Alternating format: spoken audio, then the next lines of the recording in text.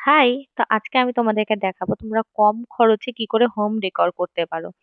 Actually আমি as a person আমার cleaning করতে, আমার হোম ডেকোর করতে ভীষণ ভাল লাগে। আমাকে একটু একটু করে চেঞ্জ করতে ভাল লাগে।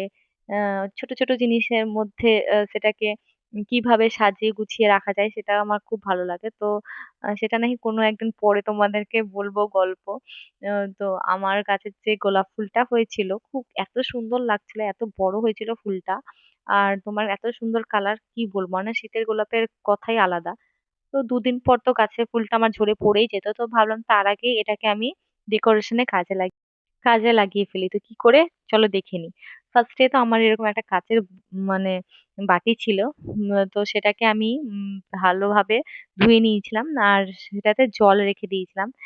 এটা সবাই জানোই, তবুও আমি একটুখানি বলে দিই।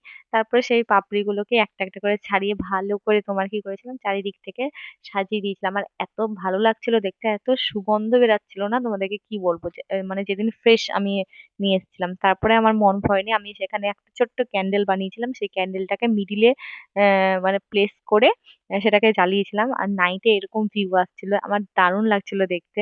তো তোমার কাদের কাদের এই ভিডিওটা ভালো লাগলো অবশ্যই কমেন্টে জানা। আজ আসি, টাটা।